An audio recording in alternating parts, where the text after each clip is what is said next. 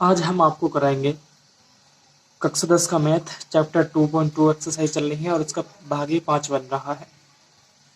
और हमने इसका पहला क्वेश्चन आपको करा दिया था, तो आज हम आपको इसका क्वेश्चन नंबर 2 कराएंगे। और क्वेश्चन नंबर 2 में हमसे कह रहा है कि एक द्विघात बहुपद ज्ञात कीजिए। क्या याद करना है हमें? एक द्विघात बहुपद ज्ञात कीजिए जिनके शून्यंकों के योग तथा गुणनफल क्रम से दी गई संख्याएं हैं। देखो, अब तक हमने क्या करा था, क्वेश्चन नंबर पहले में हमने क्या किया था, हमारे पास में एक द्विघात बहुपद दिया हुआ था और वहां से हमने शून्यंकों का योग और शून्यंकों गुणनफल ज्ञात किया था। यानी कि हमने शून्यंक ज्ञात की थी कि इसके शून्यंक क्या थे। पहले क्वेश्चन में हमारे पास में बहुपद दिया हुआ था और हमें उस बहुपद के शून्यंक ज्ञात करने थे। और अब के हमें क्या करना है, इस क्वेश्चन में जो हमें करना है, हमें बहुपद ज्ञात करना है और जिनके शून्यंकों का योग और गुणनफल दिया हुआ। तो हम देखते हैं आपको किस प्रकार से करा देते हैं। वैसे इस क्वेश्चन को करने के आपके पास में 2 मेथड है, तो आपको जो सा अच्छा लगा उस मेथड से आप कर लेना, ठीक है। तो मैं आपको करा रहा हूं। तो अब हमने मान लिया कि हमारे पास में कोई बहुपद है। तो चलो पहले इसको मान लेते हैं, पहला पार्ट में करा रहा हूं इसका। और हमने मान लिया कि हमारे पास में एक बहुपद, हमने चलो इसको px बराबर मान लिया। px बराबर क्या होता है हमारे पास में, ax² प्लस के bx प्लस के c है। ये हमारे पास में क्या बहुपद है, और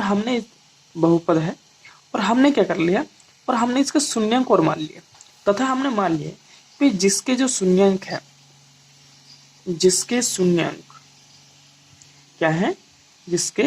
शून्यंक हमने अल्फा और बीटा मान लिया, जिसके शून्यंक अल्फा और बीटा है, ठीक है। ये हमने इसके शून्यंकों को मान लिया। तो अब देखते हैं हम आगे क्या करते हैं। तो सबसे पहले हमें दिया है, पहले पॉइंट में है क्या दिया हुआ है, 1/4 माइनस के 1। क्या दिया हुआ है, 1/4 माइनस के 1।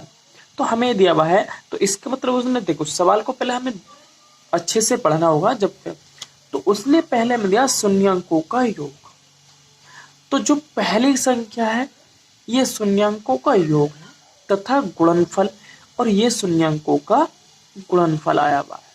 ये समझ के चलना है। उसने कहा है कि शून्यंकों का जो योग तथा गुणनफल है वो दी गई संख्या है। तो पहले वाली जो टर्म है वो शून्यंकों का योग है, और जो हमारे पास में दूसरी टर्म है, जो दूसरी संख्या है, वो हमारे पास में क्या है, शून्यंकों का गुणनफल। जो हमारे पास में शून्यंक है उनका गुणनफल है। तो आपको सूत्र का पता है कि शून्यंकों का योग क्या होता है, शून्यंकों का गुणनफल क्या होता है। तो सबसे पहले अगर हम बात करें तो हमें शून्यंकों का योग दिया हुआ है। तो शून्यंकों का योग यहाँ से लिखेंगे हम, क्या होता है, शून्यंकों का योगफल।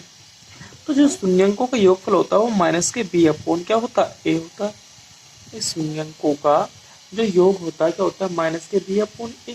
और इसका मान है कितना हमारे पास, अर्थात माइनस के b अपॉन a का जो हमारे पास में मान है वो कितना दिया होता भैया, शून्यंकों का योग कितना मान दिया हमें, 1/4।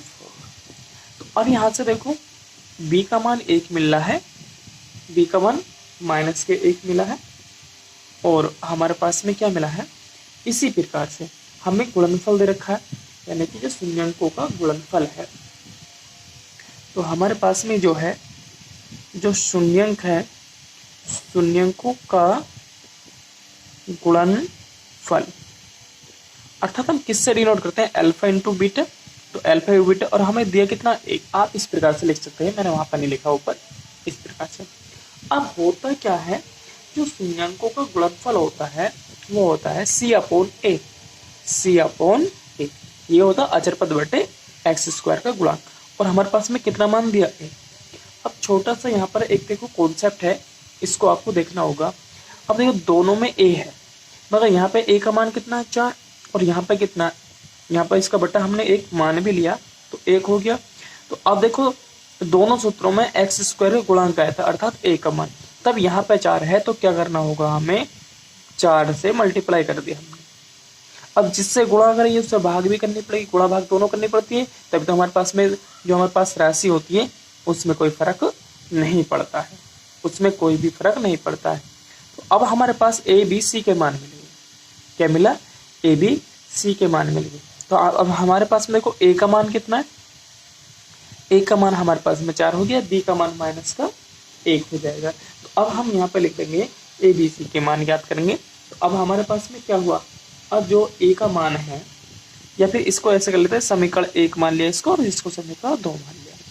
तो समीकरण 1 व 2 से हम बात करें, इससे जो हमारे पास में समीकरण 1 व 2 से, समीकरण 1 व 2 से, तो अब ए बी का मान कितना है, बी का मान है माइनस का 1। देखो माइनस यहाँ पर है तो माइनस का 1 हुआ। तो हमारे पास में तो पहले ए का मान निकला हमने 4, बी का मान हमने माइनस का 1, और सी का मान कितना हुआ भैया, सी का मान देखो 4 हो गया। कितना हुआ, ये माइनस का 4 हुआ, क्योंकि हमारे यहाँ पर ये माइनस भी तो दिया हुआ था, तो माइनस का था ना, तो माइनस का क्या हुआ 4। अब हमारे पास ए बी और सी के मान आ गए। जब हमारे पास ए और बी सी के मान आ गए, तो जो अब हमने बहुपद माना था, क्या माना था, जो बहुपद माना था वहां पर ए बी सी के मान रख देंगे। तो यहाँ पे लिख देंगे कि ए बी सी के मान बहुपद में रखने पर, तो यहाँ लिखेंगे ए कोमा बी कोमा सी के मान किस में भैया, जो हमारे पास में बहुपद है, बहुपद में रखने पर। तो रख दो भैया। तो अब हमारे पास ए का मान कितना हमारे पास में 4, यहाँ पर क्या था X square minus X, B का मान कितना 1, और यहाँ पे क्या था एक्स, और सी का मान कितना 4। तो इस प्रकार से क्या मिला हमें, इस प्रकार से मिल गया हमें बहुपद। तो अतः हम लिख देंगे, अतः यही क्या है, द्विघात बहुपद है, बहुपद है। तो इस प्रकार से हमारे पास में क्या है, द्विघात बहुपद। देखो मैं दोबारा बता रहा हूँ, मैंने क्या करा, ए के स्थान पे ए का मान रखा, बी के स्थान पर बी का मान रखा, सी के स्थान पर सी का, और मुझे क्या मिल गया, ये मुझे बहुपद मिल गया। अब ध्यान दें कि हम जो मान रखते हैं वो चिन्ह सहित रखते हैं, ठीक है। तो अब इसका दूसरा पॉइंट देखते हैं।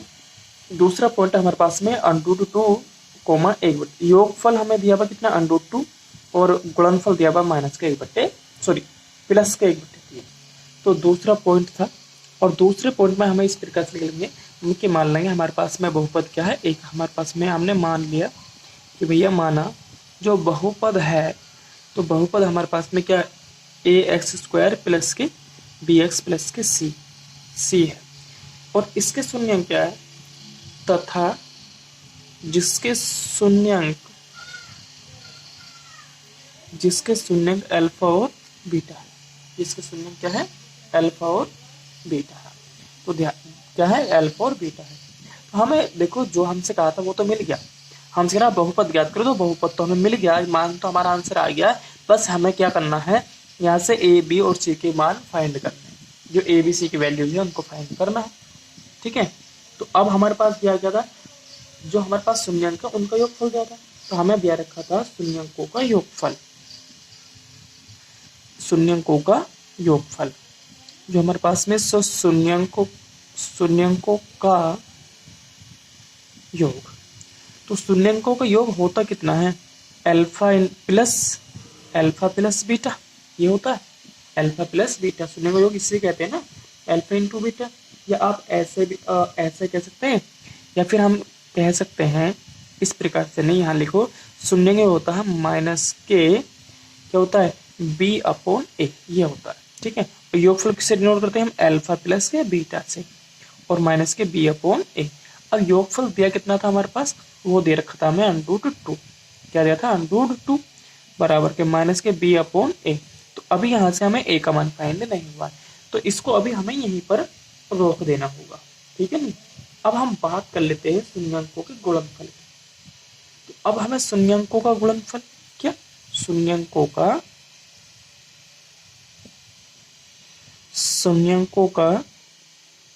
गुणनफल। और भाई शून्यंकों का गुणनफल क्या होता है, मैंने आपको बताया है, सूत्र इसके बतलाए हैं आपको। शून्यंक गुणनफल होता है C/A, ठीक है, C/A। अब गुणनफल का मान कितना दिया हुआ है, जो गुणनफल का जो हमें मान दिया हुआ था वो दिया हुआ था 1/3। क्या दिया था, 1/3। तो अब हमारे पास में जो शून्यंकों थे वो 1/3 वैल्यू दी हुई थी और हो गया C/A, ठीक है, क्या हुआ C/A। अब यहाँ पे देखिएगा, जो हमने ये जो हमारे पास समीकरण आई है हमने माना है इसको, देखो a का मान यहाँ पर कितना आ रहा है 3 और a का मान यहाँ पर कितना आ रहा है 1। तो अब a का मान एक द्विघात समीकरण में सॉरी द्विघात बहुपद में 2 तो हो नहीं सकते। तो अब हमारे पास में यहाँ पे a का मान कितना है 3 है। तो अब क्या करेंगे हम, a की वैल्यूज दोनों सूत्रों में है ना, योगफल में भी और गुणनफल में भी। तो हमने यहाँ पे क्या करा, 3 से गुणा करी, मतलब ऊपर नीचे 3 से गुणा कर दी। तो अब हमें क्या मिलेगा, a का मान दोनों बराबर मिलेगा। क्यों, हमें ऐसा क्यों कर रहे हैं, इसलिए कर रहे हैं क्योंकि हमारे पास दोनों सूत्रों में a का मान है और एक द्विघात बहुपद में a के 2 मान तो हो नहीं सकते, इसलिए हमने a के मान को बराबर कर लिया। तो अब हमें यहाँ से क्या मिला, अब a b c के मान, तो अब हम इससे बात कर लेते हैं। समीकरण नंबर हमने इसको 1 माना और समीकरण नंबर क्या माना, इसको 2।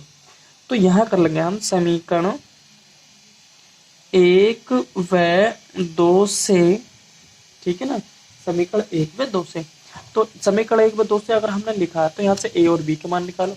तो a का मान कितना आ रहा है भाई 3, ठीक है, और b का मान कितना है, तो b का मान की अगर बात करें तो -3√2, माइनस ये है ना, यहाँ पर माइनस है तो यहाँ क्या 3√2, तो b का मान है -3√2 और c का मान, तो c का मान अगर बात करें तो c का मान है प्लस का 1, क्या है, प्लस का 1। तो इस प्रकार से क्या हुआ हमारे, तो इस प्रकार से हमारे ABC के मान मिल गए।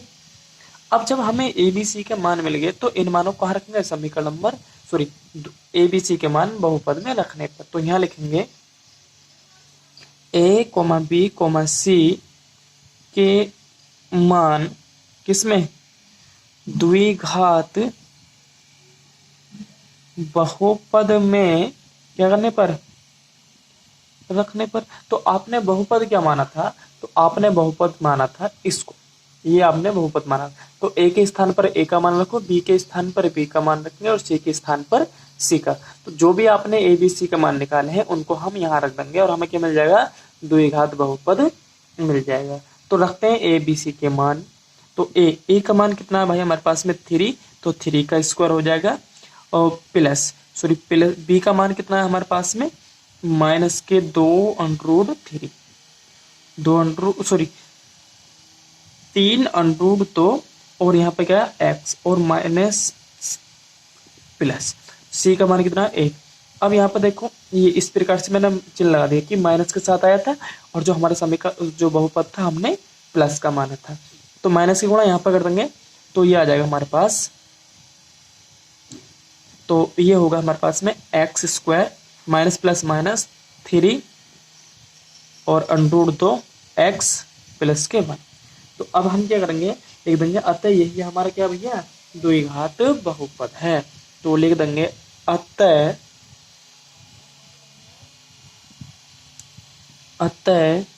यही द्विघात क्या है, बहुपद है। हमें इसको ही फाइंड करना था क्योंकि उसने कहा था कि द्विघात बहुपद ज्ञात कीजिए। किसने कहा था भाई, सवाल वाले ने हमसे यही कहा था कि इसका द्विघात बहुपद ज्ञात कीजिए। तो हमने क्या करा, इसका द्विघात बहुपद हमने ज्ञात कर लिया। तो अब हम देखते हैं कि इसका तीसरा पॉइंट क्या है। तो अब इसके तीसरे पॉइंट के बारे में बात कर लेते हैं। ये आपको पता हमने ये px के बराबर आता है, होता पोलिनोमियल्स है px के बराबर, हमने पहले सवाल माना था कि px के बराबर आ जाता है। अब हमारे पास में देखते हैं कि तीसरा पार्ट क्या है, तीसरे पार्ट की बात करते हैं। तो हमें तीसरा पार्ट ये दे रखा था, जो शून्यंकों का योगफल है वो 0 है और गुणनफल √5 है। तो हमें इनकी सहायता से हमें द्विघात बहुपद को ज्ञात करना है। क्या हम देखेंगे कि इनका द्विघात बहुपद क्या है। तो वही लिखना होगा। हमने मान लगे कि द्विघात बहुपद कितना है हमारे पास में ए एक्स स्क्वायर प्लस के बी एक्स प्लस के सी, और जिसके शून्यंक हम मान लेंगे अल्फा और बीटा है। ठीक है, जिसके शून्यंक अल्फा और बीटा है। तो यहाँ से मान लिया, हमने मान लेंगे कि माना भैया द्विघात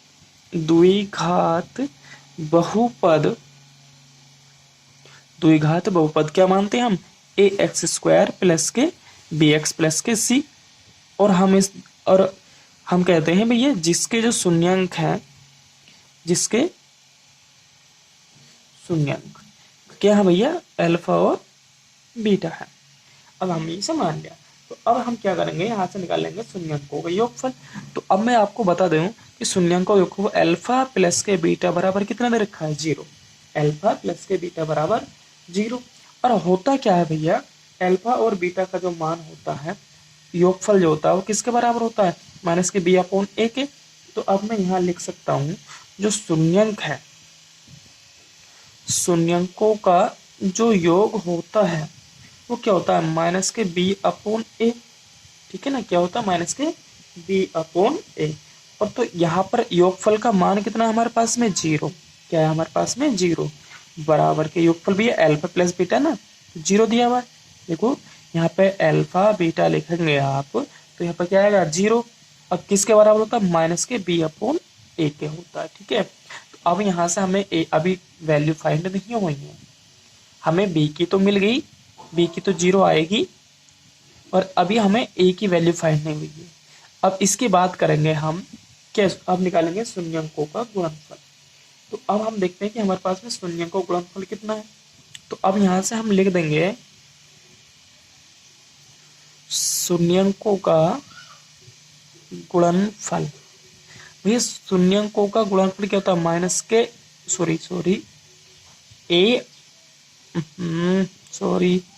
सी अपॉन ए। गुणनफल क्या होता है, अल्फा इंटू बीटा बराबर के सी अपॉन ए।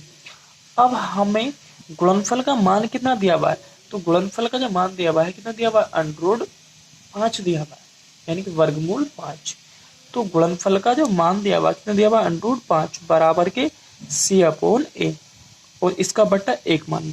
तो देखो अगर हम बात करें तो यहाँ पर क्या है, ए का मान भी 1 है, और यहाँ पर भी कितना, ए का मान 1 है। ठीक है, तो अब हमें किसी में गुणा करने की जरूरत ही नहीं है, गुणा करने की कहीं आवश्यकता हमें पड़ेगी ही नहीं, क्योंकि एक ही मान दोनों स्थानों पर, जो समीकरण नंबर 1 है वहां पर भी सेम है, और जो समीकरण नंबर 2 है वहां पर भी सेम है। तो अब हम बात कर, यहाँ से निकालेंगे समीकरण 1 व 2 से क्या निकाल लेंगे हम, ए बी सी के मान। तो अब हमें करना क्या होगा, यहाँ पे हम लिखेंगे समीकरण 1 व 2 से। तो समीकरण 1 व 2 जो हमने मानी है, इसको हम क्या कर लेंगे, ए बी सी के मान फाइंड कर लेंगे। तो अब बात करेंगे ए, तो ए का मान कितना हमारे पास में 1 है, उसके बाद में बी का मान आपका हमारे पास में क्या है, 0 आया है, और जो सी का मान है वो कितना, अंडर 5 है। तो अब हम क्या करेंगे, जो ए बी और सी के मान है, किसकी, जो ए और बी और सी के मान है, इनको हम द्विघात बहुपद में रख देंगे। तो अब हम लिखेंगे यहाँ पर क्या, ए बी और सी के मान कहाँ रखने पर है, द्विघात बहुपद में रखने पर।